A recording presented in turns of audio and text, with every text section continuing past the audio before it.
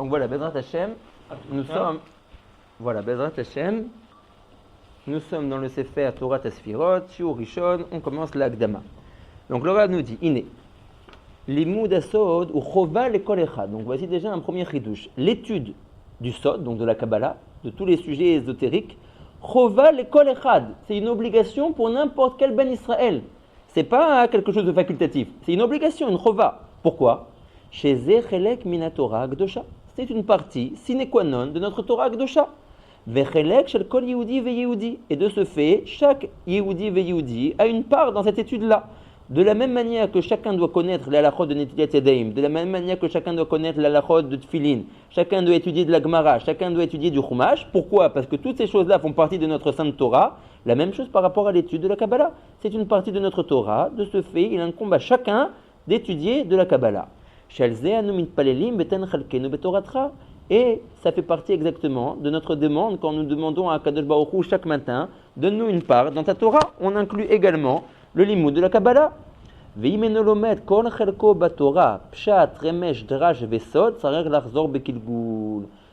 qui n'étudie pas les 4 chemins de la Torah, qui sont le pshat, le remez, le drash et également le sod, les secrets de la Torah, il devra revenir en réincarnation après 120 ans. Pourquoi? Parce que quand il aura fini sa vie après 120 ans, on lui dira, mon cher ami, tu n'as pas étudié les 4 parties de la Torah. Ça veut dire que quelqu'un, il peut être quelqu'un de très très grand, de très très érudit. S'il n'a pas étudié de la Kabbalah, on le fera revenir en Gilgul. Il n'aura pas le choix. Parce qu'Akadosh Baruch Hu veut que chaque âme soit entière dans les 4 domaines de la Torah. Le pshat, le remez, le drash et le sod. Si quelqu'un a un manquement par rapport à ces 4 parties-là, il devra revenir en Gilgul. La même chose, c'est Chaz v'Shalom. Quelqu'un s'adonne exclusivement au limoud de la Kabbalah et il ne fait pas de Gemara, il ne fait pas de halacha, il dénigre le chelek de la Torah qui s'appelle le pshat, également, il devra revenir en Gilgul. Donc, en général, l'étude de la Gemara englobe déjà les 3 premiers chemins de la Torah qui sont le pshat, le remez et le drash. Dans la Gemara, nous avons le pshat, c'est évident. On a le drash qui sont les drashot des psukim de la Torah, et il peut également y avoir en général des remazim. Le chelek du sod, en général, n'est pas dans la Gemara, et donc il faut se fixer un autre moment pour étudier les livres de Kabbalah.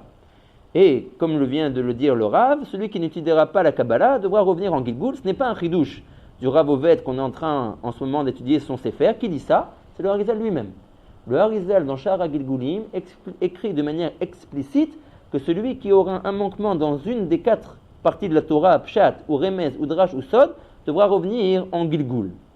Et là, Imkanou, si ce n'est quelqu'un qui est complètement dans un cas de force majeure. Exemple, il y a certains endroits, j'imagine bien, en France, où il n'y a pas de maître. Donc la Kabbalah, c'est quand même quelque chose qui doit s'enseigner et se transmettre. Alors si quelqu'un est par exemple dans un endroit complètement retiré, où il n'a pas de maître pour lui enseigner, alors il ne peut rien faire. C'est pas qu'il ne veut pas étudier, c'est qu'il ne peut pas. Aujourd'hui, Baruch Hashem, avec la technologie qu'on a, on peut se brancher à des shiurim qui se passent en Eretz Israël ou dans d'autres endroits. Donc si vous voulez, aujourd'hui, cette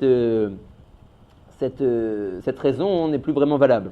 Mais si quelqu'un est vraiment à nous, alors là, effectivement, il est exempté. Be'or HaChaim al parashat Kitissa, Iksha lama lo chashav, he machashavot, lo chashav Hashem machashavot, leba likashelu. Vaya morid et Moshe mina'ar yom echad kodem, kede shelo ya'avdu et ha'egel. Le Or HaChaim HaKadosh, dans la parashat de Kitissa, demande une question très pertinente. Il demande pourquoi est-ce que Kadosh Baruch Hu n'a pas, entre guillemets, déjà prévu l'erreur que les Bnei Israël allaient faire, de compter un jour de plus et de se faire croire que Moshe Rabbeinu était en retard de redescendre du mont Sinaï, et toute cette erreur a abouti malheureusement par la faute du veau d'or. Kadosh Baruch Hu aurait dû, entre guillemets, déjà prévoir l'erreur et faire descendre Moshe Rabbeinu de la montagne un jour plus tôt. Comme ça, l'erreur. Je crois que c'était une erreur de 6 heures, c'était même pas, je crois que c'était. C'était même pas, c'est ça. Heures, ouais. Alors, encore à plus forte raison, Kadosh Baruch Hu aurait dû devancer la descente de Moshe Rabbeinu de quelques heures. Comme ça, on aurait couvert l'erreur des Bnei Israël. Ayin Sham Kamatirutzim, il serait bon de regarder là-bas dans le Or HaChaim qui rapporte plusieurs réponses. Vekatav, Vezeleshono. Maintenant, le Or HaChaim rapporte encore une autre réponse et il dit la chose suivante. Od yireli tam acher, ki letzad shatorah yeshba daled drachim klalim, vehen minyan pardes, ויש לך לדעת שהם 4 הדרגות אורות עליונים המתקנים בשם אצילות, בריאה, יצירה, עשייה. הפשט מאיר אורו בעולם העשייה, רמז בעולם היצירה, דרש בעולם הבריאה, סוד בעולם האצילות. Alors, allons doucement dans l'explication du Rav. Le Rav nous dit, comme on l'a cité juste avant, qu'il y a 4 parties de compréhension dans notre Torah, qui sont le pshat, le remez, le drash et le sod. Donc on va dire du plus petit au plus grand. Le sod est la partie la plus grande de l'explication de la Torah. Maintenant, nous dit le Or HaChaim HaKadosh quelque chose d'intéressant. De la même manière que nous savons qu'il y a 4 niveaux de compréhension que l'on vient de citer, il y a également 4 mondes spirituels, qui sont le Olam HaAsiya, au-dessus de lui le Olam HaYetzira, au-dessus de lui le Olam HaBriya, et le plus haut des 4 s'appelle le Olam HaAtzilut. Ce sont ce qu'on appelle les Olamot Abiyah, en racheté votre. Aleph de Abiyah Atzilut, Bet de Abiyah Briya, Yud de Abiyah Yetzira, Ayin de Abiyah Asiya. Donc, quand je dis Abiyah, je les définis du plus haut au plus petit. Je commence par Atzilut et je finis par Asiya. Si on va du plus petit au plus grand, c'est Asiya, Yetzira, Briya, Atzilut. D'accord ? Maintenant, nous dit le Or HaChaim HaKadosh, il y a une concordance entre les 4 domaines d'explication de la Torah et ces 4 mondes. Le Pshat est ancré dans le plus petit monde qui s'appelle le Olam HaAsiya. Le niveau de compréhension supérieur qui s'appelle le Drash, lui, vient du Olam HaYetzira. Le Remez, qui est encore un 3e niveau, vient du 3e Olam spirituel qui s'appelle Briya. Et le Sod, qui est la partie la plus grande et élevée des domaines de la compréhension de la Torah, vient de la Tzilut. D'accord ? Donc il y a une concordance, ce qu'on appelle une Agbala, un parallélisme entre ces 4 mondes et ces 4 manières de compréhension de la Torah. Chaque manière de compréhension est ancrée, vient d'un certain monde. Le Pshat vient de la Asiya, le Draj vient de la Yetzira, le Remez de la Briya, et la Kabbalah, le Sod, vient de la Atzilut. Très bien.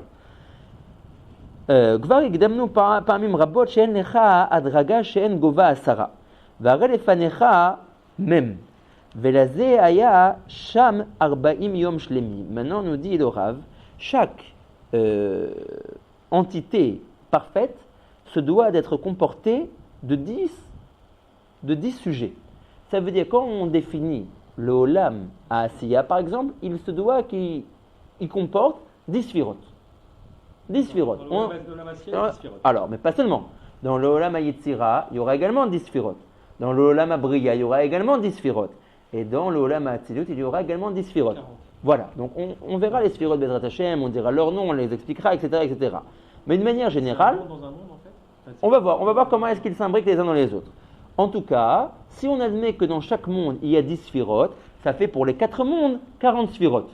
Il dit le Or HaChaim HaKadosh, ces 40 degrés à franchir, ces 40 sphirot, sont en réalité les 40 jours qu'a passé Moshe Rabbeinu sur le Har Sinaï.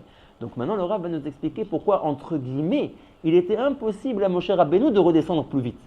Parce que s'il était descendu plus vite, il aurait manqué les plus hauts niveaux de compréhension de la Torah. Parce que Moshe Rabbeinu a fait un chemin dans l'avancement de sa compréhension de la Torah du plus petit niveau du Pshat, qui était dans le Olam HaAsiya. Il a monté les 10 échelons, les 10 sphirot de la compréhension de la Torah du Olam HaAsiya qui est le Pshat. Après ça, il est passé au Drush.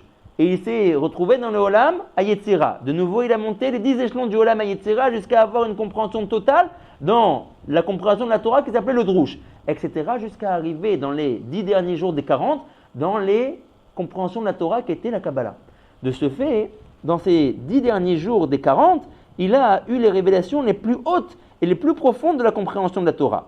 Ve'im haya chaser yom echad, si Moshe Rabbeinu était redescendu plus tôt et que donc il avait omis ne serait-ce que quelques heures du dernier des 40 jours, ayeta Torah chasera ota bechina.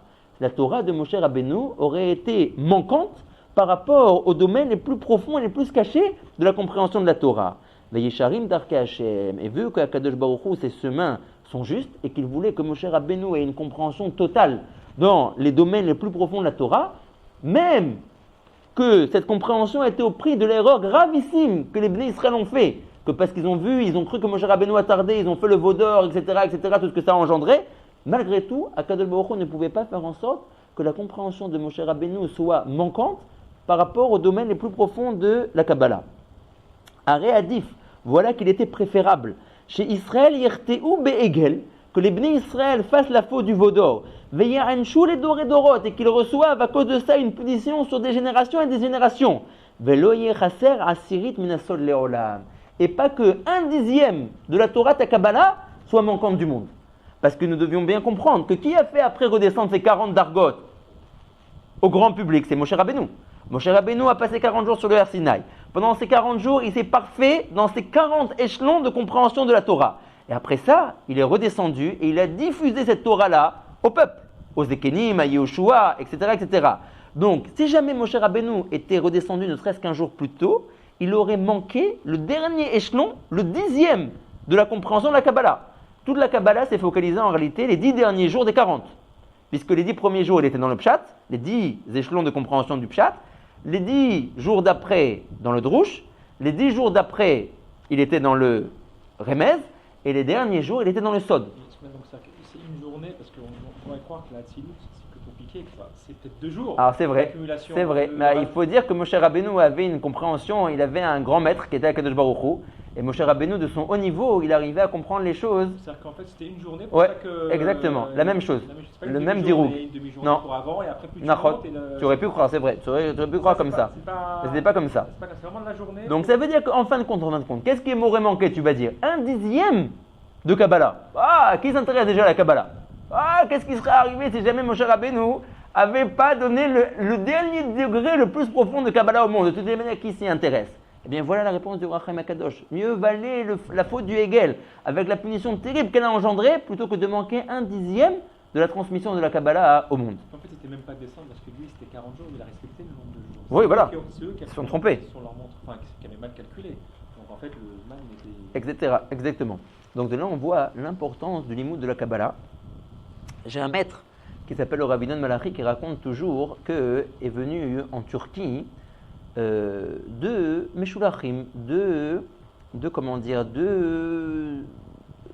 hommes qui étaient envoyés respectivement par 2 communautés de Yerushalayim pour récolter des fonds pour leur communauté. Et ils se sont adressés au Rav de Izmir en Turquie, qui était à l'époque, on parle d'il y a 150-200 ans, Rabbi Chaim Palaji, très très connu Rabbi Chaim Palaji. Et les 2 hommes se sont présentés. Donc le premier a dit, voilà Gvodarav, moi je m'occupe, en réalité, je suis Gabbai Tzedaka, je m'occupe de ramasser de la Tzedaka pour en réalité toutes les institutions toraniques de Jérusalem. On a, une maison d'orphelins, on a plusieurs synagogues, on a plusieurs mikvaot, on a plusieurs Talmudei Torah, on a des écoles de filles, etc., etc. Et donc, une fois que je reçois la somme, je m'occupe de redistribuer à tous ces mosdot. Très bien. Et donc, je voudrais une lettre du Rav, parce qu'à Izmir, on ne pouvait pas récolter de l'argent si on n'avait pas une lettre avec le cachet du Rav, comme quoi on était venu devant le Rav de la ville, qu'il avait écouté de quoi il s'agissait, et qu'il voyait que c'était effectivement une cause noble, c'était pas un charlatan qui essayait de détourner des fonds. Et donc après, le dit Meshular pouvait tourner avec son papier et récolter des fonds. Très bien. Donc voilà ce que le premier homme a dit à Rabbi Chaim Palaji. Le deuxième homme lui a dit, écoutez, moi je viens de la communauté des kabbalistes de Bethel. On a là-bas des gens qui font la tfila avec les kavanot, du rachash. Et moi, voilà, je m'occupe de pourvoir aux besoins de toute cette école, et des besoins des chachamim qui étudient et qui prient là-bas. Alors, le deuxième Meshular le premier plutôt qui entend ça, il dit, écoutez, Gvodarav, ne le croyez pas. Oui. Il dit, écoutez-moi, il dit, premièrement, Bethel est sous notre égide, puisque moi, je m'occupe de tous les mosdot de Torah, donc y compris. Et dit, en plus de ça, il vous raconte un peu des blagues. Pourquoi? Parce qu'il fait croire qu'il y a une grande institution, qui sont une académie avec 100, 200 Talmidei Chacham qui étudient la Kabbalah. Il dit que votre arabe, en fin de compte, ils sont 4. Ils sont 4 en tout et pour tout. 4 kabbalistes à étudier la Kabbalah et à faire des prières avec les kabbalistes du Rachash. Il dit, ne croyez pas qu'ils sont des 100 et des 1000 là-bas. Alors, quand Rabbi Chaim Palaji a entendu ça, il dit quoi? Ils sont 4. Et il dit, j'aurais même entendu qu'ils étaient seulement 2. J'aurais dit que mieux valait donner tout l'argent à eux plutôt que de donner à toi. Il dit, maintenant que j'entends qu'ils sont 4, j'ai plus aucun doute. Et Rabbi Chaim Palaji a fait la lettre d'approbation à celui qui récoltait des fonds pour la yeshiva de Bethel et pas à celui qui demandait l'argent parce qu'il savait que la base même de la Torah, la base même de toute la subsistance qui vient dans ce monde, c'est la Kabbalah. C'est le limoud le plus profond, c'est le limoud qui fait le plus de nachat ruach à Kadosh Baruch Hu quand on s'occupe de la face cachée de la Torah, quand on est apte à cela bien sûr. Et donc, Rabbi Chaim Palachi a dit, s'ils sont 4, c'est encore une raison ô combien plus grande pour moi, pour tout donner à la lettre d'approbation et que tous les gens de la ville donnent leur contribution seulement à cet homme-là. Donc on voit l'importance de la Kabbalah et également au travers des paroles de Rabbi Chaim Ben Attar, le Ohr HaChaim HaKadosh, qui nous explique que mieux valait la faute du veau d'or avec tout ce que ça a engendré plutôt que de manquer 1/10 de la Chokhmat HaKabbalah. Très bien. On va Zohar HaKadosh Parashat Ba'alotra. Maintenant, le Zohar HaKadosh dans le livre de Ba'alotra, donc c'est magnifique. Pourquoi ? Parce que voilà, c'est notre parasha. Donc, Mamash, ça montre comment notre limoud, Baruch Hashem et les Shem Shamaim, on est tombé sur la parasha de Ba'alotra cette semaine. Rabbi Shimon Amar, donc Rabbi Shimon, c'est Rabbi Shimon Bar Yochai, nous dit la chose suivante. Alors, c'est directement traduit en hébreu, parce que vous savez que le Zohar est en araméen, là, c'est directement traduit en hébreu. Oilo, malheur, Léoto Adam à cet homme, Sheomer qui prétend, qui a Torah, Baal et Saper Sipurim et Pashtout, que tout le but de la Torah est simplement de nous raconter des histoires. Que Avraham Avinu a dû partir d'Eretz Israël parce qu'il y avait la famine et qu'il se retrouvait jeté dans une fournaise ardente, etc., etc. Bien évidemment que tous ces faits ont eu lieu. Ça ne veut pas dire que ces faits-là n'ont pas eu lieu. Mais comme le Zohar va le dire, si c'était simplement pour nous raconter le fait même, il y a des livres d'histoire qui sont bien plus intéressants de leurs histoires que les histoires de la Torah. Donc les histoires de la Torah ne sont pas là exclusivement pour le sens simple de l'histoire, mais pour la face cachée qui est derrière cette histoire, qui sont les secrets de la Kabbalah. Parce que si la Torah ne s'intéressait qu'à l'histoire en elle-même, que c'était que ça qu'elle voulait nous révéler, le Zohar va dire dans un instant, il y a des livres d'histoire écrits par des rois goy qui sont beaucoup plus intéressants. Et là, chez Kol Divrei Torah Em Dvarim Elyonim, toutes les paroles de la Torah, compris les histoires de la Torah, ce sont des choses saintes, Vesodot Elyonim, et des secrets très très profonds. Kivan Sha Torah Yarda Laolam Hazeh Im Levush. Mais la Torah ne pouvait pas s'exprimer directement dans une langue de secret. Quand la Torah est descendue de son haut niveau et qu'elle a été donnée aux hommes sur cette terre, elle s'est revêtue d'habits. Et les habits desquels elle s'est revêtue, ce sont toutes les histoires qu'on entend. Mais l'histoire est un habit. L'habit est voué à être enlevé.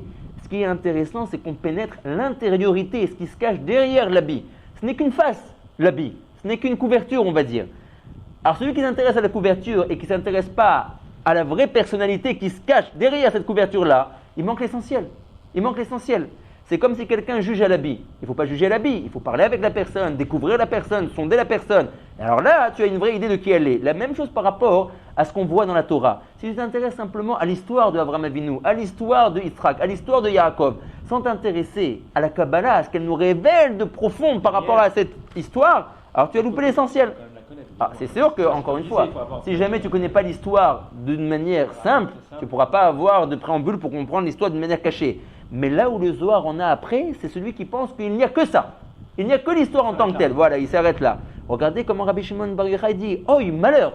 Malheur à celui qui prétend une chose pareille. Oi lo ! Malheur à l'homme qui prétend que la Torah n'a été donnée que pour le sens simple de ces histoires. » Donc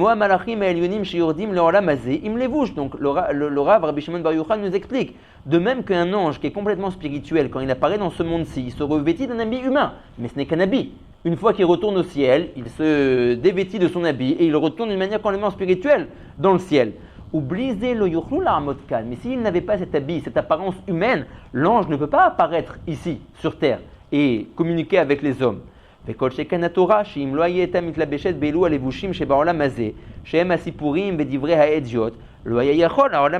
la même manière, les secrets de la Torah qui sont complètement spirituels, si, quand il descendait et qu'il se révélait aux hommes sur cette terre, il ne se revêtissait pas par un habit, on va dire, d'une histoire, d'un fait simple, alors les hommes ne pourraient pas l'appréhender.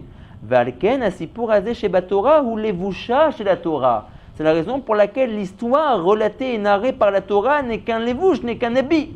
Mi shechoshev, sheoto levouche ou Torah mamash, celui qui pense que cet habit-là, cette histoire, dans son sens simple, ça c'est la Torah et rien d'autre. Chez En Bodavar Acher, il n'y a rien d'autre que l'histoire telle qu'elle est racontée.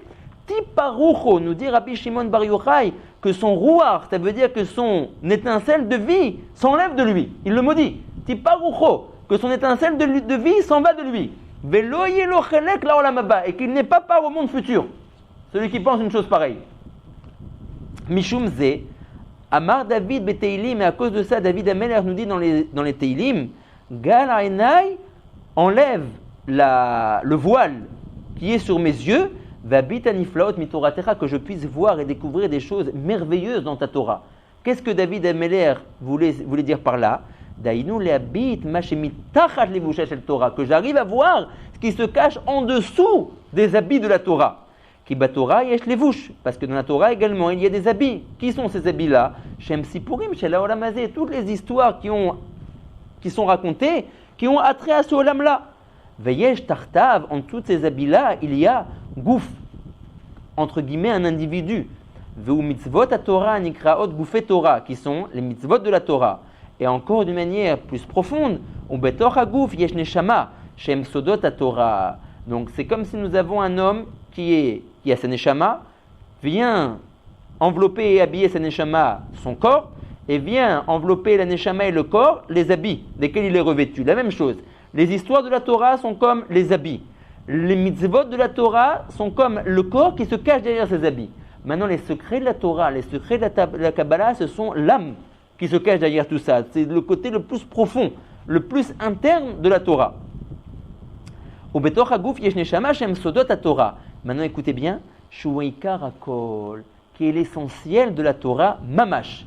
Shenitan la Chachamim Avde Amelech Haelyon. Et ces secrets-là ont été donnés aux Chachamim, qui sont les serviteurs du roi céleste. Ou les Atid Lavo, Atidim Leistakel Baneshama, Shel Aneshama Shebatora, Shem Sodot Yoter Gdolim. Ceux qui ont déjà eu le mérite dans ce monde d'étudier les secrets de la Torah, quand viendra Melech HaMashiach et que nous aurons accès au Olam Haba, on aura le mérite d'étudier des secrets encore plus profonds que ceux qu'on a déjà étudiés dans ce monde-ci. Mais ceux qui n'ont pas eu la chance d'étudier les premiers secrets de la Torah, alors même les secrets les plus profonds, ils n'y auront pas accès. Parce que c'est un échelon. C'est comme ce qu'on a dit, si tu ne connais pas le pshat, tu ne peux pas connaître le sod. De la même manière, si tu ne connais pas les premiers secrets, tu ne pourras pas connaître les secrets les plus profonds. Maintenant, regardez bien ce qui est marqué ici. C'est ce que nous avons dit au début de notre shiur, Vayen besefer shomer emunim akadmon. Regardez par rapport à tout ceci, ce qui est marqué dans le livre Shomer Emunim Akadmon, donc ce 10 livres d'introduction qu'il est très bon de parcourir avant d'étudier la Kabbalah. Voilà, le Rav nous en a donné un premier aperçu ici. Velachen, yesh lavin alpi asod kol mila ou mila batora. Le but ultime est d'arriver, alors c'est un programme sur 120 ans, c'est pas quelque chose qu'on va arriver à faire au bout de 1, 2 ou même 10 ou 20 ans. Mais le but ultime de la vie, ça serait d'arriver à comprendre chaque mot de la Torah d'après son interprétation kabbalistique, d'après les sodot, d'après les cachets, les secrets qui se cachent derrière ces mots de la Torah. Vekol shem mishemot Hashem meramez al sfira mesuyemet vanagat Hashem baolam. Tous les noms d'Akadosh Baruch Hu que l'on trouve dans la Torah, en réalité, pourquoi est-ce qu'une fois on appelle Akadosh Baruch Hu Shem Havaya, Yudke Vavke? Pourquoi est-ce qu'une fois on l'appelle Elohim? Une fois on l'appelle Tsevakot, une fois on l'appelle Shakai, une fois on l'appelle Ka, Yudke, une fois on l'appelle Ekie, une fois on l'appelle Elokenu, Elokai, Kolminé, toutes sortes de schémas divers et variés. Nous on a un nom, on n'a pas 36 noms. On n'a pas 36 noms. La raison est qu'en réalité chaque nom fait appel à un autre attribut d'Akadosh Baruch Hu, à une autre sphira, qu'Akadosh Baruch Hu se dévoile dans cette sphira pour diriger notre monde. De ce fait, comme il y a plusieurs sphirotes et plusieurs attitudes d'Akadosh Baruch Hu envers son monde, des fois il est miséricordieux, des fois, exactement, il est Midatadin. Donc en fonction des attributs, on change les noms d'Akadosh Baruch Hu. On désigne toujours le même Akadosh Baruch Hu, mais revêti Kaviachol d'autres habits, une fois avec des habits de juge, une fois avec des habits comme quelqu'un de miséricordieux, etc., etc. On trouve dans le Zohar HaKadosh, dans la parashat de Beshalach, à la Pasouk, sur le Pasouk, Tipor alehem et matavafahat. Donc, ce que l'on dit dans la Shirat Hayam tous les matins, que tomberont sur les goyim et matavafahat deux sortes de peurs. Une peur qui est appelée Ema et une peur qui est appelée Pachat. Alors, le Zohar dit, je ne comprends pas pourquoi tu dis Emata. On aurait dû dire Ema mi be'aile. La vraie tournure de grammaire, c'est Ema, c'est pas Emata. Maï Emata, pourquoi la Torah nous dit quand même Emata? De'alet lecha at omila chada be'orayeta de'lo idbar azin ilain. Le Zohar nous dit, c'est vrai, que d'un point de vue pshat, on aurait dû dire Ema. Mais si on a dit Emata, c'est parce qu'il y a un secret qui se cache derrière la lettre Tav, qu'on a rajouté ici. Maï et Mata. Donc quel est ce secret qui se cache derrière la lettre Tav? Amar Rabbi Shimon dans le Zohar dit que l'Omar des Chilou des Shrinta. C'est la peur de la Shrina. Sheihe acharona beshem avaya. Vezeu emata. Ema mehe. Shezo hashechina. C'est comme si le pasuk nous disait tu devais avoir Ema de la Shrina. La peur de la Shrina. Donc, Emat He. La peur du He qui est la Shrina. On apprendra, Bezrat Hashem, que un des noms de la Shrina, c'est He. Donc, c'est ça que le Zohar veut nous dire par rapport à l'explication de ce pasuk. On aurait dû dire Ema, mais pourquoi on dit Emata? Parce qu'on veut dire la crainte de quelque chose. De ce fait, la vraie tournure de grammaire est de dire Emat He, la peur du He. Donc, le Tav, en réalité, désigne l'appartenance à. C'est la peur de. Emat He, la peur du He. Donc, on voit encore une fois ici comment rien n'est par hasard. Le Gaon de Vilna, vous savez, dit que la lecture la plus simple de la Torah, c'est quand on sait la lire avec les secrets de la Torah. Parce que quand on la lit que d'une manière de pshat, alors on voit beaucoup de choses que, entre guillemets, il y a des incohérences, entre guillemets. Comme ici, par exemple, d'un point de vue de grammaire, la Torah aurait dû dire Ema, pas Emata.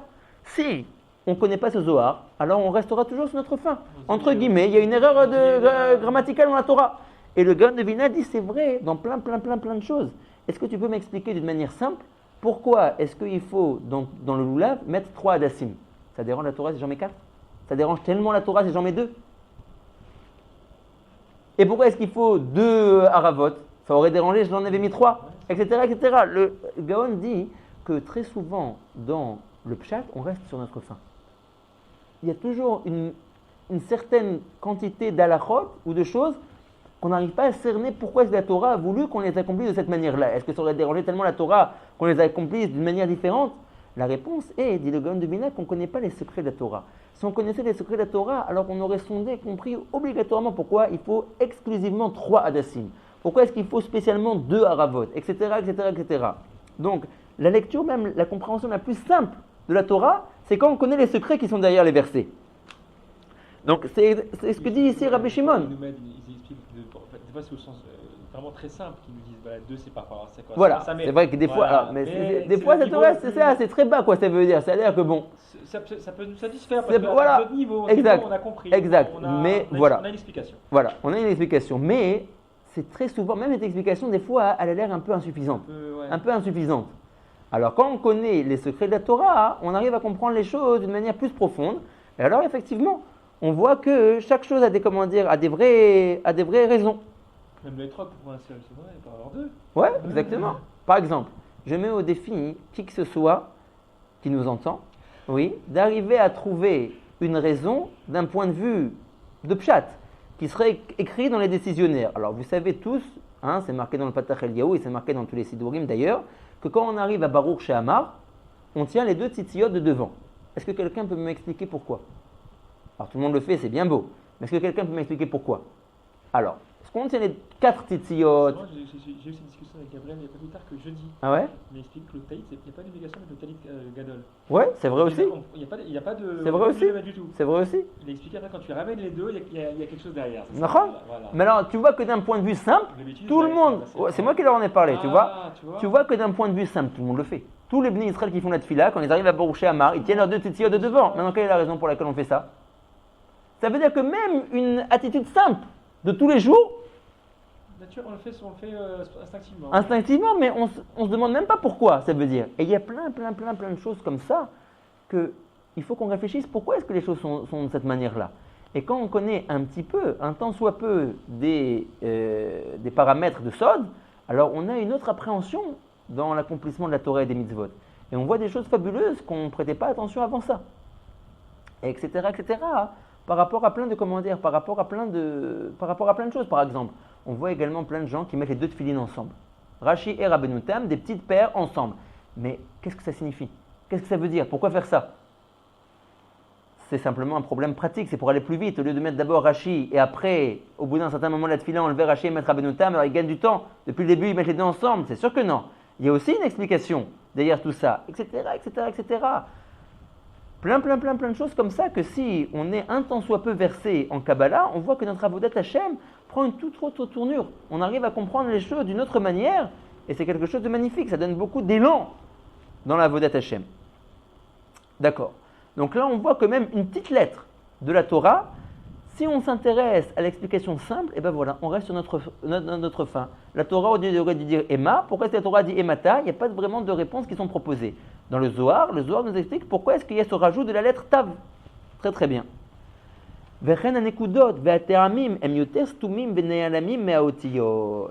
Maintenant, vous savez que même, alors on apprendra aussi Bezrat Hashem. C'est un épisode la réponse. Ah ouais. Bah oui, Alors, on verra que Bezrat Hashem, ça aussi par exemple c'est une question. Est-ce que quelqu'un peut m'expliquer? Alors, Akadosh Baruch Hu nous demande de faire la lecture de la Torah. Très bien, on fait la lecture de la Torah. Alors, il faut que ça soit dans un parchemin. Très bien, il faut que ça soit écrit par un sofer qui a été au mikvé avant d'écrire le Shem Hashem, qui écrit avec une plume, qui écrit avec une certaine encre, etc., etc. J'ai aucun problème. Maintenant, il y a 4 paramètres pour pouvoir écrire un Sefer Torah et pour pouvoir lire dans un Sefer Torah. Il faut que le Sefer Torah ait des lettres, ça c'est sûr, et il faut que le Sefer Torah ait ce qu'on appelle des tagim. Les tagim, ce sont les petites couronnes qu'on voit au-dessus des lettres. Maintenant, pour que la lecture soit convenable, il faut que le Baal Koré rajoute à cela les nekudot, qui forment la havara du mot, la prononciation du mot, et les teramim, la manière de chanter les mots. Maintenant, j'ai une question à vous demander. Qu'est-ce qui dérange Akadosh Baruch Hu qui nous a demandé de ne pas écrire dans le Sefer Torah les otiyot et les teramim? Les lettres et les tagim, ça, il a bien voulu. Pourquoi est-ce que les nekudot et les tagim, il ne faut pas les mettre? Qu'est-ce qui le dérange? Ça aurait arrangé tous les Baal Koré du monde. Tout le monde doit se galérer à préparer la kriya et à savoir bien chanter. Et le pauvre Baal Koré, il se fait reprendre par toute la synagogue, etc., etc. Mais il aurait pu nous laisser écrire les teramim et les nekudot dans le Sefer Torah. Et là, tout à chacun aurait pu lire dans le Sefer Torah sans être préparé. Alors on apprendra à Bezrat Hashem que dans les degrés de spiritualité, ces 4 éléments que l'on vient de citer, les lettres, les tagim qui sont donc les petites couronnes qui sont au-dessus des lettres, les points et les teramim sont en réalité 4 degrés de spiritualité. Si je vais du plus bas au plus haut, le plus bas, ce sont les lettres. Le deuxième niveau, ce sont les tagim, donc les petites couronnes qui sont au-dessus des lettres. Au-dessus de cela, il y a les points, qui sont en fait les voyelles, pour pouvoir prononcer les mots, serré, kamat, et, i, o, toutes ces choses-là. Et au-dessus de cela, le 4e degré de spiritualité, ce sont les teramim. Donc on trouve que les teramim, la manière de savoir chanter la chose, c'est le degré de spiritualité le plus haut, le plus élevé. Et nous, dans notre monde, nous ne pouvons avoir accès d'une manière matérielle, on ne peut représenter dans le Sefer Torah qui est spirituel que les 2 derniers degrés inférieurs. Les plus hauts degrés de spiritualité qui sont les teramim et les nekudot, on ne peut pas les retranscrire dans le Sefer Torah. Ce sont des degrés de spiritualité tellement hauts qu'on ne peut pas les matérialiser dans le Sefer Torah. C'est pour ça qu'ils ne sont pas dessus. Machéenken, si ce n'est les 2 degrés les plus inférieurs, on peut les représenter d'une manière matérielle par l'intermédiaire de la plume et de l'encre dans notre Sefer Torah. Maintenant, les 2 degrés les plus supérieurs, qui sont les teramim et les nekudot, on ne peut pas les représenter. Ce n'est que le Baal Koré, par l'intermédiaire de sa prononciation et de son accentuation et de son chant, qui peut les rajouter au Sefer Torah. Donc on voit qu'on apprend par l'intermédiaire de la Kabbalah plein de choses, que d'un point de vue de Pshat, c'est très difficile à comprendre. Qu'est-ce qui aurait dérangé à Akadosh Baruch Hu à ce qu'on mette les nekudot et les teramim dans le Sefer Torah? Là encore une fois, on a la réponse par l'intermédiaire de la Kabbalah. Exactement, exactement. Le Midrash nous dit que Rabbi Akiva était Doresh qui serait au Tiyot. Nous, on n'a même pas ce. C'est sûr. C'est sûr. La forme des lettres a un sens dans la Kabbalah, la forme des couronnes, combien de couronnes mettre au-dessus des lettres, etc., etc. Rien n'est laissé au hasard. C'est ça qui est magnifique dans notre Torah. Je vais vous dire, le Kaf HaChaim Sofer, dans son ouvrage, donc, qui a écrit le Kaf HaChaim, qui était donc un grand Mekoubal qui a vécu il y a environ un peu moins que 100 ans, à Yerushalayim, Rav Ovadia Yosef l'a connu quand il était jeune, nous écrit dans les halachot du shofar toutes les kavanot de sod qui sont dans le shofar. Par exemple, vous serez surpris d'apprendre que la manière dont on attrape le shofar avec les doigts, ça implique certaines choses par rapport au sod. Quand la joue commence à se gonfler par l'air qu'on rentre dans la bouche et que la joue commence à devenir rouge, il y a des kavanotes particulières du rachash et de sod. quand l'air commence à s'infiltrer entre la bouche et le début de la corne, et il y a encore d'autres kavanotes, etc., etc. Et le Kaf HaChaim rapporte toutes ces kavanotes-là. Et il dit, je sais bien que ces kavanotes ne sont pas données à tout à chacun, mais je les écris quand même pour que tu vois la beauté de notre Torah. Pour que tu vois comme quoi, chez nous les Juifs, rien n'est laissé au hasard. Nous avons une Torah que si on nous demande d'attraper le chauffard d'une certaine manière, de sonner d'une certaine manière, c'est que tout est médouillac. Tout vient à sa place, tout a une raison, tout a un ordre, tout a un sens, tout a un seder particulier. Et c'est pour ça qu'il faut faire très attention à ne pas changer le seder. Est-ce que ça te dérangerait tellement à Kadosh Baruch Hu que je mette mes tefilines avant mon Telit Gadol? Pourquoi est-ce qu'on voit que tout le monde fait d'après cet ordre-là? D'abord le Telit Gadol, après les tefilines. Et ça dérangerait à Kadosh Baruch Hu si je mettais d'abord la tefiline de la tête avant le tefiline du bras? Tout ça, ce sont des choses qui sont rentrées dans notre vécu, mais sans que personne ne comprenne vraiment pourquoi faire cet ordre-là. Qu'est-ce qui aurait dérangé que je mette les tefilines avant le talit? Ou la tefila de la tête avant la tefila du bras? Tout ça, ça n'a pratiquement pas d'explication, si ce n'est par l'intermédiaire d'une lecture ésotérique. Quand on lit et qu'on comprend les choses d'une manière ésotérique, on comprend pourquoi le Telit Gadol doit impérativement être mis avant les tefilines. On comprend pourquoi la tefila du bras doit impérativement être mis avant la tefila de la tête, etc., etc., etc. Donc voilà, donc plus on est versé et érudit dans la Kabbalah, plus on arrive à comprendre des mitzvot qu'on a à faire avec ces mitzvot-là tous les jours. Ça aurait tellement dérangé à Kadosh Baruch Hu si le matin quand on se levait, on se lavait les mains 2 fois au lieu de 3 fois, ou 4 fois au lieu de 3 fois, d'où vient le chiffre 3, etc., etc.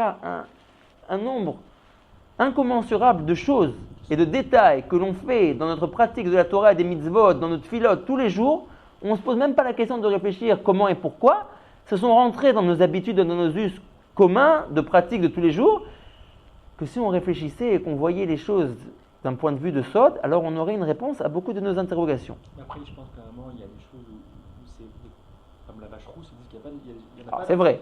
C'est vrai qu'il y a certaines choses où, voilà, où c'est tellement caché et c'est tellement... Voilà, exactement, c'est vrai aussi. C'est vrai aussi. Oui, c'est vrai aussi qu'il y a des limites. Parce que vu que nous sommes en fin de compte des hommes qui sont matériels, c'est déjà un grand cadeau que Kadosh Baruch Hu nous a donné de pouvoir percevoir certaines choses cachées. Vous savez que Rav Ben Sion Abba Shaul écrit dans son Sefer Zichron Hadassah que même les 4 niveaux de compréhension sont eux-mêmes redivisés en 4. Il y a ce qu'on appelle pardes des pardes. C'est-à-dire que si on prend le pshat, il y a ce qu'on appelle le niveau le plus bas, c'est le pshat du pshat. Après ça, dans le pshat, il y a le remez du pshat. Il y a le drage du pshat et il y a le sod du pshat. Ça veut dire le pshat, mais d'un point de vue très profond. Très très profond. C'est du pshat, mais très très profond. Alors, si on fait la même chose par rapport au sod, il y a la même chose. Il y a le pshat du sod. C'est vrai qu'on fait de la Kabbalah, mais à un niveau très très bas, on va dire. On comprend les mots. Après, on peut aller plus haut. On peut faire le remez qui est dans le sod, le drage qui est dans le sod. Et très certainement que Rabbi Shimon Bar Yochai ou le Harizal atteignaient même ce qu'on appelle le sod du sod. Ça veut dire les niveaux de compréhension les plus hauts du sod. Nous, disait Rabbi Ben Sion Abba Shaul, aujourd'hui, même quand on fait de la Kabbalah, le maximum qu'on arrive à faire, c'est le pshat sheba sod. Ça veut dire le plus bas niveau du sod. C'est déjà un grand cadeau qu'on arrive à faire du sod. Mais effectivement, c'est quelque chose, un niveau encore bas. Be'ezrat Hashem, quand Mashiach viendra, alors on sera zoché de monter dans les dargotes de la compréhension du sod, et même peut-être d'arriver au sod sheba sod. Et c'est très certainement ce que la Gemara dit, que quand Mashiach viendra, on sera tous étudiés comme des Nevi'im, comme des prophètes. Ça veut dire qu'on arrivera à des niveaux de compréhension très très élevés. Et que donc, même dans la Kabbalah, on augmentera, on s'élèvera, et on aura des explications à bon nombre de choses que, tant qu'on est dans ce monde-ci, on n'arrive toujours pas à comprendre. Donc, Vafilou al-Talmud Bavli, Neemar b'machashakim oshivani, Vavek echalom bli pitaron. Maintenant, nous avons quelque chose d'incroyable, et ça, je pense que très très peu de gens le savent, et c'est très très important que l'on traite ce sujet-là. Donc, on apprend dans le paragraphe que l'on vient d'étudier que la Torah a un sens simple et un sens caché. Le sens simple des versets de la Torah, c'est ce qu'on appelle le pshat, et leur sens caché, c'est ce qu'on appelle la Kabbalah. Maintenant, nous dit le Rav dans son livre, et en réalité, encore une fois, ici, c'est basé par rapport à un Zohar, le Rav nous dit quelque chose d'incroyable. C'est que même la Gemara, même le Talmud, a 2 sens. Un sens simple et un sens caché. Ça veut dire que même le Talmud n'a pas forcément été rédigé seulement pour nous raconter l'histoire du litige entre le propriétaire de la vache et le propriétaire du taureau. Même derrière ça, il y a un sens caché. Et le Zohar nous dit Kol mile de Rabbanan de Matnitin ve de Talmuda. toutes les paroles de nos maîtres dans la Mishnah et dans le Talmud. Al-Razin de Orayeta Yazdum. Sur les secrets de la Torah, ils les ont fondés. Ça veut dire encore une fois que la Torah veut nous relater des secrets, mais comme un ange spirituel qui veut se dévoiler dans ce monde, il doit s'envelopper, se revêtir d'un habit matériel. La même chose, les secrets de la Torah qui sont complètement spirituels, quand ils se dévoilent dans ce monde, ils s'habillent par l'intermédiaire d'une histoire, par l'intermédiaire d'une halakha, et c'est le sens simple des versets que l'on lit dans la Torah. Nous dit Rabbi Shimon Bar Yochai la même chose par rapport au Talmud. Il y a des secrets qui sont cachés dans le Talmud, et la vraie raison de la rédaction du Talmud, c'était pour donner accès à ces secrets-là. Mais encore une fois, les Chachamim du Talmud, d'une manière très très savante, ont habillé leurs secrets avec des histoires. Il y a un shor, un taureau qui a encore né une vache, il y a quelqu'un qui a loué son appartement et qui n'est pas parti sans payer, et ça fait un litige entre les deux, etc., etc., etc., etc. Mais même les paroles de nos Chachamim, en réalité, ne sont qu'une enveloppe, ne sont qu'un mirsé, ne sont qu'un habit, où derrière se cachent encore une fois les secrets de la Torah. Donc nous apprenons deux chidushim, qu'il y a un sens simple et un sens caché dans les versets de la Torah, et qu'au-delà des versets de la Torah, il y a également un sens simple et un sens caché dans le Talmud et dans les Mishnayot. Donc, Vafilou un Talmud Babli sur le chasse de Babylone, la Gemara, Nehemar il est dit, Bemachashakim Oshivani. Quand on étudie le Talmud, la Gemara elle-même nous dit, ça ressemble à quelqu'un qui se trouve dans les ténèbres. Bemachashakim dans les ténèbres, dans l'obscurité, Oshivani, tu m'as fait asseoir. Ça, c'est dit à propos de celui qui étudie le Talmud de Babylone, la Gemara. Donc, c'est très surprenant. Quelqu'un qui étudie la Gemara, j'aurais dit, il est dans la lumière. Quelqu'un, excusez-moi, l'Avdil qui lit le Figaro, oui, alors il est dans les ténèbres. Mais quelqu'un qui, Baruch Hashem, consacre du temps à étudier la Torah, ne l'appelle pas qu'il est assis dans les ténèbres, dans l'obscurité. Avec Chalom bli pitaron, nous dit le Midrash. Lui qui étudie la Gemara, c'est comme quelqu'un qui rêve, qui fait un Chalom bli pitaron sans qu'il arrive à discerner l'explication du rêve qu'il est en train de faire. Pitaron, alors quelle est l'explication? Zebeikar alidé sodot Torah. L'interprétation du rêve, ce sont les secrets de la Torah qui sont cachés derrière les mots des Chachamim dans la Gemara. Shalze Nehemar veTorah or. C'est pour ça que la Torah, c'est-à-dire les secrets de la Torah, sont appelés lumière. Et que celui qui fait que de la Gemara et qui s'intéresse qu'au sens simple de l'histoire qui est relatée dans la Gemara est comme quelqu'un qui est assis dans les ténèbres. Il ne comprend pas qu'au-delà de l'histoire simple qui est relatée devant lui, il y a une explication bien plus profonde qui se cache derrière cela.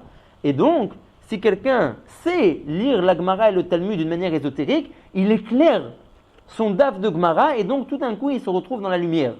Aval bliasot, mais celui qui étudie la Gemara sans son explication cachée, sans les sodot, chashiv gouf bli neshama, c'est comme s'il était un corps sans âme. Ça veut dire que toujours le sod, c'est la pnimiyut, c'est la chose qui fait vivre le monde. C'est les choses qui fait vivre la Torah. S'il n'y avait pas le sod, il n'y aurait pas de vie dans les histoires de la Torah. Il n'y aurait pas de vie dans la Gemara. Et la même chose par rapport au monde dans lequel on vit. On comprend bien que quelqu'un qui travaille, ce n'est pas ses mains qui lui font gagner de l'argent. C'est son savoir, c'est sa connaissance. Et au-delà de ça, c'est le fait que son cœur bat. Parce que si quelqu'un est très intelligent, mais que lo alenu, il est paralysé dans un fauteuil roulant, son intelligence ne sert à rien. Il ne peut pas s'exprimer, il n'a pas de vie. Donc on comprend qu'en réalité, ce qui amène à l'homme toute sa subsistance, c'est sa neshama, c'est la vie qui est en lui. La même chose, ce qui amène tous les shfaim, tous les flux célestes de Parnassa, de Shalom, de Hatzlacha dans le monde, etc., etc., c'est l'âme de la Torah qui amène tout ça. Maintenant, quelle est l'âme de la Torah? Les secrets de la Torah. L'âme de la Torah, ce sont les secrets de la Torah. Donc c'est pour ça que quand Rabbi Chaim Paladji a eu devant lui cet homme qui était l'envoyé de la congrégation de Bethel, il a dit, mais en fait, ces gens-là, c'est par leur intermédiaire que tous les flux sont tirés et arrivent dans ce monde-là. Donc c'est en eux qu'il faut investir, si tu veux. Les autres, c'est une enveloppe. C'est une enveloppe. Qui est importante. Qui est très très importante. Mais la neshama importante, c'est ceux qui étudient les secrets de la Torah. Alors on s'entend bien. On est des gens équilibrés. Ça ne veut pas dire que du jour au lendemain, il faut passer toute sa journée à faire de la Kabbalah. On est bien d'accord. On est bien d'accord. Il faut toujours rester équilibré et savoir que l'essentiel de notre étude doit rester fondé et basé sur la Gemara et les poskim, parce que c'est l'essentiel de comment un homme doit agir et se conduire dans sa vie de tous les jours. Mais il ne faut pas oublier de vue qu'une partie sine qua non de la Torah, ce sont les secrets de la Torah. Et que ce n'est pas seulement une partie sine qua non, que c'est en fin de compte l'essentiel. C'est pas un super un plus. Et que, exactement, comme on l'a dit au début, quelqu'un qui omettrait d'étudier les secrets de la Torah alors qu'il est conscient qu'ils existent, il devra revenir en Gilgoul. Parce qu'il a oublié l'essentiel du Limoud Torah.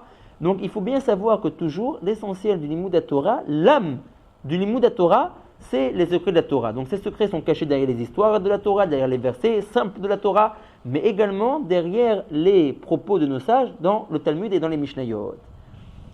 Donc la suite est Valze Nehemar Beyirmiyah Ra'iti et haaretz ve'ine tohu. Donc le verset nous dit, j'ai vu la terre et elle est complètement renversée. Ve'el hashamayim ve'en oram. J'ai vu également les cieux et j'ai vu qu'ils sont sans lumière. Donc le verset nous dit, l'interprétation du verset qui nous dit, j'ai vu la terre et elle est complètement renversée, l'explication est de dire que ce sont les gens qui n'étudient pas la Torah. Ça, c'est une vision de la terre qui est complètement renversée. On voit des gens qui, au lieu de s'adonner à l'étude de la Torah, s'adonnent à complètement d'autres choses. Mais quand dans la suite, le verset nous dit « J'ai également regardé le ciel et j'ai vu qu'ils étaient sans lumière », là l'explication est « Aoskim batora blisodeha ». C'est ceux qui s'adonnent à l'étude de la Torah, mais sans leur secret. Sur eux, le verset dit « J'ai vu les cieux et ils sont sans lumière ». Ça veut dire qu'on a affaire à quelqu'un qui est déjà dans les cieux. Ça veut dire qu'il est déjà à des hauts niveaux. Il s'adonne à l'étude de la Torah. Il a compris dans le monde quel était l'essentiel. Mais il a détaché son étude des soldats de la Torah. Et donc, il est dans l'obscurité. Il est sans lumière. Vekatouv, il est également marqué Ra'ita ish chacham be'einav sheyodea et kol haTorah ve'eno rotzeh lilmod Kabbalah. Tikva l'exil mimenu. Ça, c'est une parole qui est très, très, très, très forte. Donc là, le Midrash nous dit quelque chose d'incroyable. Le Midrash nous dit, alors ce sont les paroles du Midrash, hein. Donc le Midrash nous dit Veraiti ish chacham be'einav. J'ai vu un homme qui se prend à ses yeux pour étant un érudit. De quoi s'agit-il? Sheyodet kol haTorah. C'est quelqu'un qui connaît toute la Torah. Alors pourquoi est-ce que le verset dit il se prend pour un érudit? C'est vrai, il connaît toute la Torah. Sheyodet kol haTorah. Pourquoi est-ce que le verset l'appelle qui se prend seulement à ses yeux pour un érudit? Écoutez bien, ve'eno rotzeh lilmod Kabbalah, parce qu'il ne veut pas étudier de Kabbalah. Donc tout son savoir, c'est pas un vrai savoir. Il croit qu'il est très chacham, parce qu'il connaît tout le chasse, il connaît tous les poskim. Mais c'est vrai, il connaît toutes ces choses-là. Il n'est pas appelé un vrai chacham, il est chacham à ses yeux. Il n'est pas chacham aux yeux d'Akadosh Baruch Hu. Pourquoi? Ve'eno rotzeh lilmod Kabbalah, parce qu'il ne veut pas étudier la Kabbalah. Maintenant écoutez bien. Il veut pas ou il sait pas? Oui, Non, ve'eno rotzeh, il ne veut pas. Il est au courant que ça existe, mais délibérément il ne veut pas étudier. Bon, ça lui dit rien. Écoutez bien ce que dit la fin du verset. Incroyable. Tikva l'exil mimenu. L'imbécile a plus d'espoir que lui. Tikva, il y aura plus d'espoir. L'exil dans l'imbécile, mimenu que dans lui. Et lui, il a un problème de base, parce que si déjà il est déjà érudit dans tout ça, donc il doit savoir lui-même que le sol du sol. Alors c'est vrai, mais vous savez très bien, c'est vrai, mais c'est vrai également que la Kabbalah a eu beaucoup de méandres. Beaucoup de méandres. Et ça a fait que même chez certains érudits, en particulier dans le monde ashkénaze, ils ont du mal. Ouais, ils ont beaucoup de mal avec la Kabbalah. Aujourd'hui, Baruch Hashem, on voit qu'il y a un très, très, très grand essor et élan dans le limoud de la Kabbalah, ce qui n'a jamais existé dans aucune autre génération au monde. Jamais. On n'a jamais vu une prolifération tellement grande de yeshivot de Kabbalah. Dû à quoi? Alors, dû à quoi? Dû à ce que Baruch Hashem, la promesse de Rabbi Shimon Bar Yochai dans le Zohar HaKadosh est en train de s'accomplir. Rabbi Shimon Bar Yochai a dit Behai Sifrada, par l'intermédiaire du limoud de mon Sefer, de l'étude des secrets de la Torah, Ifkud min galuta berachame. Le peuple juif sortira dans ces dernières années de l'exil avec miséricorde, sans besoin d'avoir à subir toutes sortes de tragédies et toutes sortes de guerres et de choses terribles. Et on voit que Rabbi Shimon Bar Yochai a promis que dans les derniers temps, avant la venue du Mashiach, il y aura un grand essor dans le limoud de la Kabbalah. Et ce qu'on est en train de vivre, ce que les Rishonim, Kaviachol, les Rabbanim de générations précédentes n'avaient pas. Aujourd'hui, il y a une grande prolifération d'écrits de Kabbalah, on remet à jour beaucoup de livres qui étaient très très anciens et qu'on n'arrivait pas à lire à l'intérieur, sont réédités, réimprimés d'une très belle manière. Aujourd'hui, Baruch Hashem, on veut étudier. Ça veut dire que ça se dessine dans le projet céleste, dans le projet divin, d'amener le monde, entre guillemets, à la fin de l'exil, et dans la fin de l'exil, pour que l'exil nous lâche, n'ait plus d'emprise sur nous, il faut qu'on étudie la Torah, mais la Torah la plus limpide, la plus forte, pour pouvoir aveugler la force de la, comment dire, de la touma, de l'impureté. Et que donc la force de l'exil, et qui est en fait la force de toutes les impuretés qu'on est en train de vivre, nous lâche. Maintenant, qu'est-ce qui aveugle au plus haut point cette impureté? C'est la Torah, mais quelle Torah? La Torah dans toute sa splendeur, la Torah dans toute sa pureté, c'est-à-dire la Torah de la Kabbalah. Ça ne veut pas dire chas v'shalom que quelqu'un qui étudie de la Gemara, du Pshat, de la Halacha, alors il ne travaille pas aussi à emmener le monde vers la fin de l'exil. Mais celui qui travaille de la manière la plus optimale, c'est celui qui s'adonne au secret de la Torah. Et donc là, il aveugle complètement la force des impuretés et il emmène le monde de plus en plus et de plus en plus vers, vers la rédemption finale. C'est pour ça que ceux qui étudient la Kabbalah sont appelés dans le Zohar Mechatz Chakla, ceux qui brûlent les kotsim, les ronces du verger. Ça veut dire que les ronces, ce sont toutes les forces de l'impureté. Et le verger, c'est le monde dans lequel on vit. Maintenant, c'est vrai que celui qui étudie la Gemara, qui étudie le Pshat, lui aussi, il débroussaille le verger. Mais celui qui brûle les impuretés, qui qui débarrasse complètement dans la racine le verger des impuretés, c'est ceux qui étudient la Kabbalah. La force de la Kabbalah est quelque chose d'incroyable. Et, chose encore plus incroyable, c'est que, en réalité, celui qui étudie la Kabbalah gagne même par rapport à son étude dans le Pshat.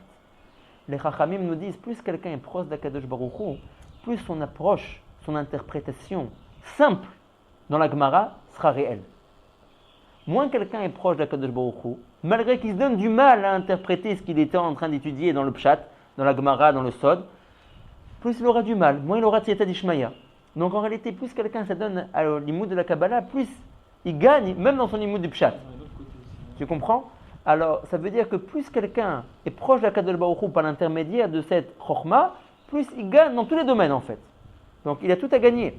Donc là, on voit quelque chose de terrible. Quelqu'un qui est érudit à ses yeux, c'est quelqu'un qui connaît toute la Torah, qui ne veut pas s'adonner à la Chokhmah de la Kabbalah, Tigva l'exil mimenu. Il y aura plus d'espoir que quelque chose de bon va sortir de l'imbécile, du xil, mimenu plutôt que de lui. Écoutez bien, Valpi à Kabbalah. Tu l'as, Valpi à Kabbalah? Valpi à Kabbalah. Voilà, Valpi à Kabbalah. Et d'après la Kabbalah, Kol Kashia Begmara, toutes les questions de la Gemara, Vechasure Mersera, ou tous les endroits où il est dit non, il manque des mots, il faut rajouter, etc., mais Tourat, on peut les interpréter, les comprendre. Des fois, dans la Gemara, vous savez très bien qu'on arrive à des endroits où la Gemara nous dit bon, tu comprends, il manque des mots, il faut rajouter certains mots. Mais c'est une blague ou quoi? Il n'y a pas eu une transmission convenable dans les Mishnayot. Celui qui a rédigé les Mishnayot, il a oublié des mots. Ça ne veut rien dire, il manque des mots, il faut rajouter des mots. Alors, c'est vrai, quand on lit les choses d'une manière simple, ça paraît très bizarre. Il manque des mots, on va rajouter des mots et tout va devenir compréhensible. Les gens, en fait, ils se disent, voilà, c'est plus facile. Exact, c'est très facile, quoi. Tu comprends, il te manque des mots, alors tu comprends. C'est comme quand on fait le Scrabble, il te manque pour former le mot, alors attendez, je vais piocher et tout va bien se passer. C'est de la blague. Si tu n'as pas d'après la pioche, c'est que tu ne peux pas t'en sortir. C'est vrai, ça paraît un peu, entre guillemets, excusez-moi du terme, enfantin. On va rajouter des mots et tout va devenir compréhensible. Nous dit le Rav, d'un point de vue de Kabbalah, il y avait une raison pourquoi au début il fallait qu'il manque des mots, et pourquoi est-ce qu'après il a fallu qu'on rajoute ces mots-là. C'est pas que c'était fortuit. Ah mince, il nous manque des mots, on arrive à une incompréhension, on est bloqué, bon on va rajouter des mots. Non, ces deux mouvements, manque de mots et rajout de mots, ont un sens d'après la Kabbalah. Voilà. Veze she'amru ha'erev rav diber ata imanu venishmera. Pshat bilvad. Quand le Erev Rav, donc les gens pas corrects du Ham Israël, ont dit à Moshe Rabbeinu, nous ne voulons plus entendre la parole d'Akadosh Baruch Hu, nous voulons t'entendre à toi. Alors d'un point de vue profond, qu'est-ce qu'ils ont voulu dire? Ils ont voulu dire, nous voulons entendre que les pshats de la Torah. On n'est pas intéressé à la Kabbalah. Ve'ali daber imanu Elohim, que Akadosh Baruch Hu ne nous parle pas à nous, citré Torah. C'est-à-dire qu'il ne nous donne pas les secrets de la Torah. C'est ça qu'ils ont voulu dire. Et on les appelle le Erev Rav, les gens pas convenables du Ham Israël. Vadam Arishon asak rak be'etz hadat shezo Mishnah, velo asak be'etz hachayim shezo HaKabbalah velachen chata. Quelque chose de terrible. On dit ici le Rav Adam Arishon, c'est adonné seulement à l'étude des Mishnayot dans leur sens simple. C'est pour ça qu'il a commis la faute. Il ne s'est pas adonné à l'étude de la Kabbalah, velachen chata, c'est pour ça qu'il a fauté. Varba nichnesu la pardes, il y a 4 chachamim qui sont rentrés dans des hauts niveaux de compréhension de la Torah. Shlosha nenshu. 3 de eux ont été punis. Pourquoi? Parce qu'ils n'ont pas voulu pénétrer jusqu'au secret de la Torah. Ils ont fait le pshat, le remez et le drash et ils se sont arrêtés là. Ils n'ont pas voulu aller jusqu'au secret de la Torah. ורבי עקיבא שעשה גם בחוכמת האמת ביסודות התורה ניצל. Et Rabbi Akiva, le Tana, qui a voulu lui pénétrer jusqu'aux domaines les plus profonds qui sont la Kabbalah et les secrets de la Torah, lui a été sauvé. Ayen Kolze, Bagdama et Sefer Etzraïm, tout ce que nous venons de rapporter est écrit clairement dans la Gdama, dans l'introduction de Sefer Etzraïm. Donc vous voyez l'intérêt de ce livre. Il glane des parcelles d'introduction de plusieurs livres, et donc comme ça nous fait une vue d'ensemble. Veyesharbe Psukim, chez Bli Asot Kashim Leavina. Voilà ce qu'on a dit juste avant. Il y a plein de versets, plein de Psukim. Chez Bli Asot, que sans une lecture ésotérique, cachés les Avinam. C'est très difficile de les comprendre. Ils n'ont presque pas de compréhension.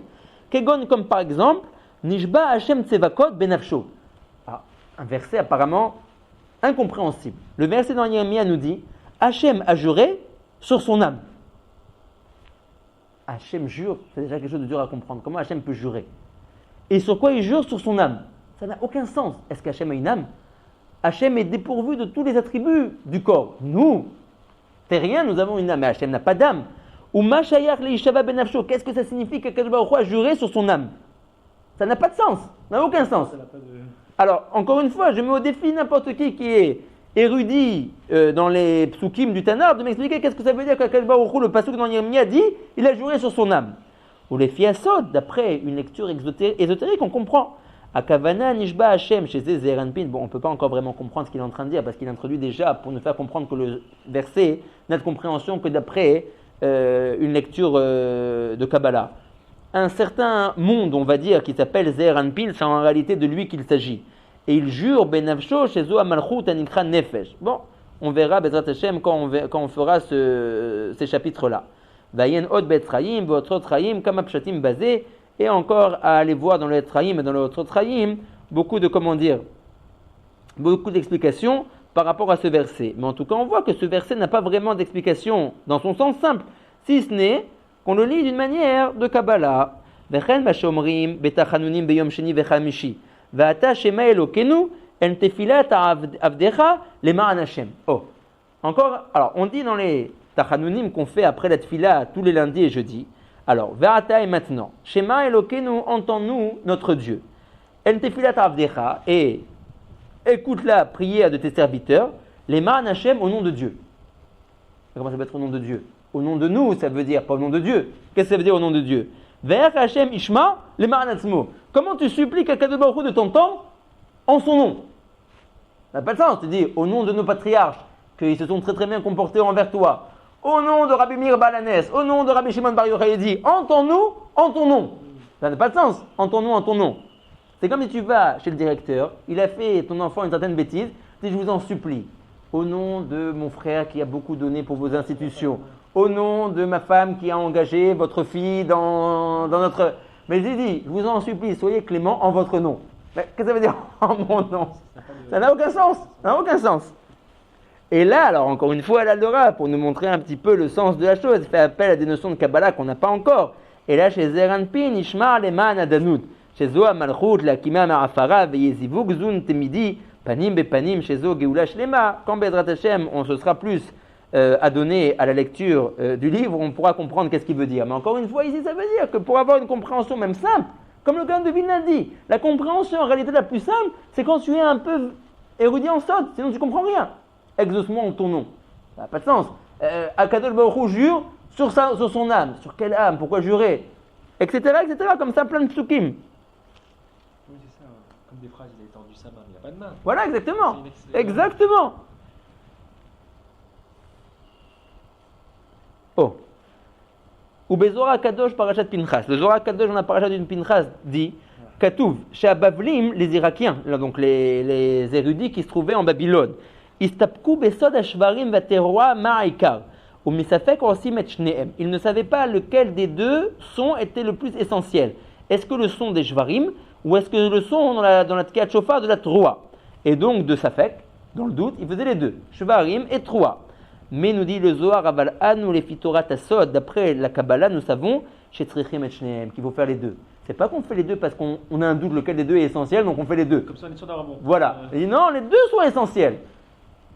Chez Shvarim, Zedina Rafia, et 3 Zedina Kashia. Les Shvarim font allusion à un din qui est doux, amoindri, et la 3 fait appel à un din qui est rigoureux. Donc les deux sont dans l'optique de la Tkiyat Shofar.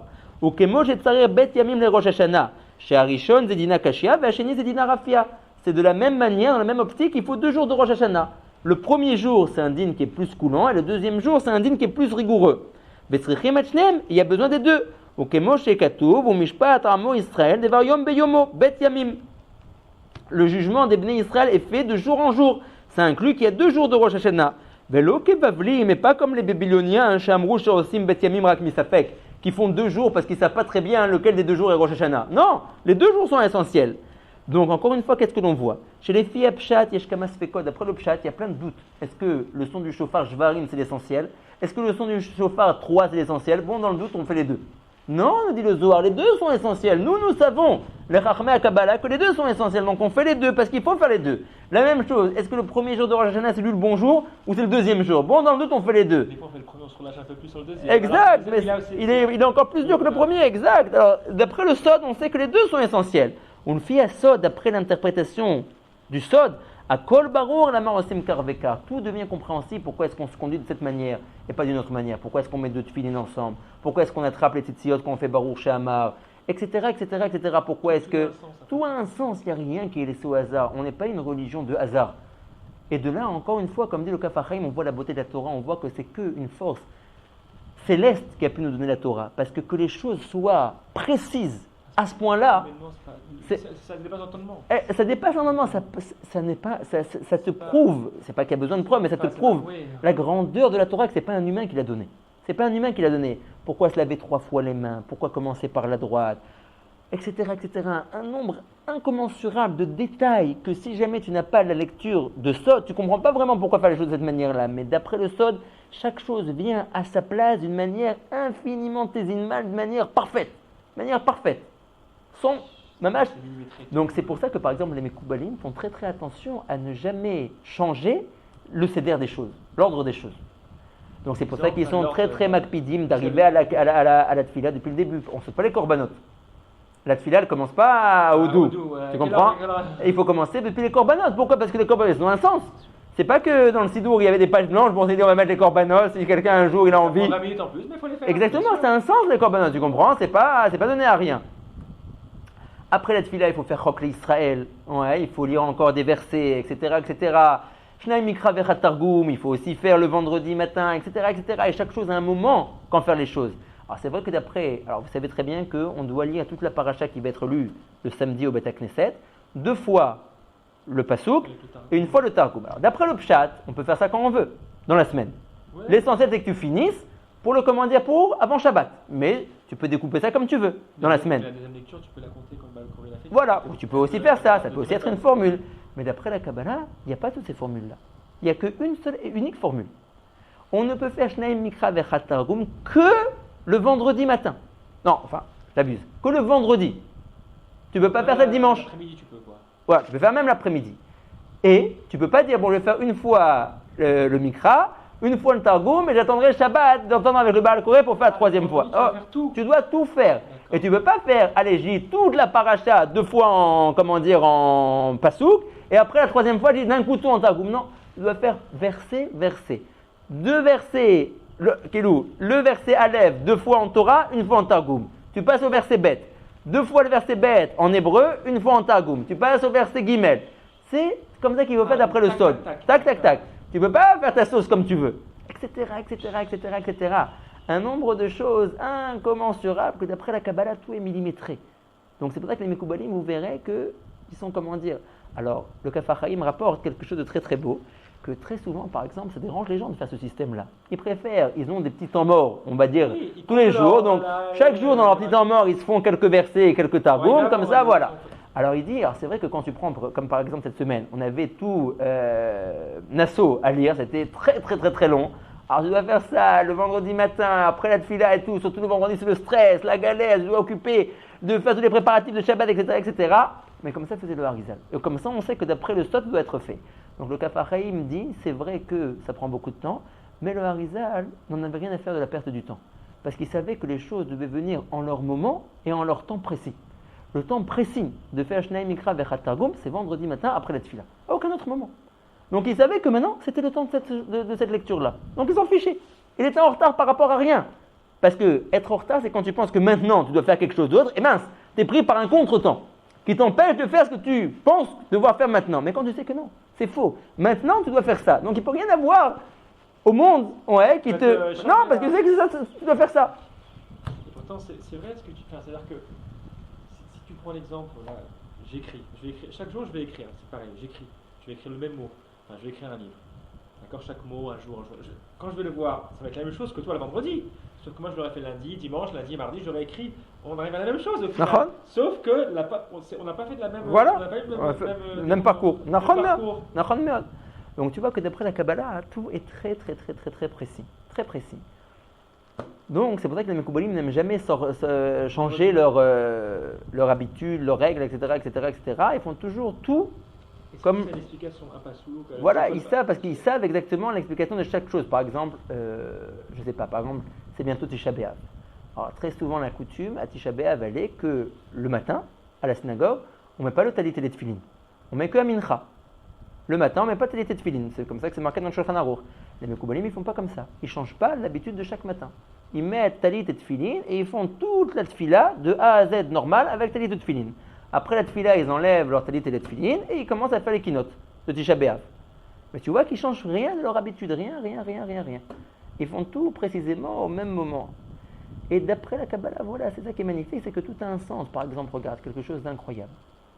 Encore une fois, quelque chose que tu fais, mais quel intérêt, quel attrait. Alors, dans le peuple juif entier, pratiquement, vous me direz si je me trompe, il y a une coutume très bizarre, il y a des trucs très bizarroïdes, même très bizarroïdes, qui se trouvent au-dessus du Sefer Torah, qu'on appelle les rimonymes. Pas savoir, on aurait pu trouver quelque chose d'autre pour les rendre jolis, quoi. C'est très bizarre, des rimonymes. Deux espèces d'ornements qu'on met comme ça, et on donne ça particulièrement aux enfants à mettre. Pas comprendre. Après la Kabbalah, on sait très bien que signifient les rimonymes. On sait très bien pourquoi les mettre à tel moment, on sait très bien pourquoi les enfants doivent les mettre. Tu comprends? Autant de choses qui sont devenues des coutumes, des habitudes dans le peuple juif, que personne ne comprend. Tu demanderas à quelqu'un, mais pourquoi mettre les rimonymes sur un Sefer Torah? À quoi ça sert? Il n'est pas déjà beau en lui-même? Tout le coffret, il est déjà en or ou en argent. Ma femme, elle voulait pas. Bah, c'est très important. Non, j'ai dit, mais oui, elle dit, mais non, je trouve que la couronne, c'est beau. Je veux que ça reste comme ça. Elle me dit, mais ça me gêne. Et puis on les a pris, mais oui. Au début, elle voulait que ça. Bah oui, il faut les mettre. Oui. Par contre, on n'a mis que la couronne, on n'a pas mis au-dessus encore le bétami. Non, ça va. Il y en a qui rajoutent des non, choses. c'est suffisant. Mais au moins qu'il y ait des rimonymes. C'est très important qu'il y ait des rimonymes. Tu comprends? Donc ça évidemment, les mais vas-y, c'est ça, exactement, c'est pas. C'est un style, tu comprends? Moi j'achète un vêtement comme ça. Bon, il y en a un autre qui a un vêtement sans poche, il y en a qui veulent avec une poche. Tu pourrais se faire Torah, il y en a qui prennent avec rimonyme, il y en a qui prennent sans rimonyme. Or, argent. Voilà, mais tout a un sens dans la Kabbalah. L'or a un sens, l'argent a un sens, le métal a un sens, tout vient de quelque part. Les couleurs ont un sens, etc. Rien n'est laissé au hasard, rien. Je disais là, pour Israël, le camp d'Edna, je crois il était en or. Oui. Massif. Avec les branches qui devaient converger vers la mèche centrale. Une allusion à Hanouka. Ouais. Il y a pas mal d'explications. Voilà, mais alors tu vois, tout a un sens. D'après la Kabbalah, c'est très important d'allumer dans la demi-heure à Hanouka après la tombée de la nuit. Très important de ne pas franchir cette demi-heure-là. Et même c'est la femme qui peut allumer. Voilà, mais en tout cas, essayer de tout faire en temps pour allumer dans la demi-heure, etc. Bon nombre de choses. Tout est en fait complètement. Les CDR sont vraiment pas différents. Très important. Chez les Mekoubalim, les Sdarim sont très importants. Le temps, la tefila honnête, etc. Donc tout est important. Donc voilà ce qu'on a appris aujourd'hui, que en réalité, la Kabbalah, c'est une partie sine qua non du Limud Torah. C'est la partie, on peut dire, la plus pnimite, la plus profonde. C'est la neshama de la Torah, c'est le sens caché des versets de la Torah et des paroles de nos sages dans la Gemara et dans la Mishnah. Et celui qui, Chad Shalom, croirait qu'il n'y a que les versets dans leur sens simple ou les paroles de nos sages dans la Gemara dans leur sens simple et qu'il n'y a pas de version saudite et cachée, se trompe complètement. Et le Zohar a des propos très durs à son égard. Et que donc, chacun doit essayer de trouver un moment et un intermédiaire pour pouvoir consacrer une partie de son Limud Torah également au secret de la Torah. Voilà. C'est super intéressant.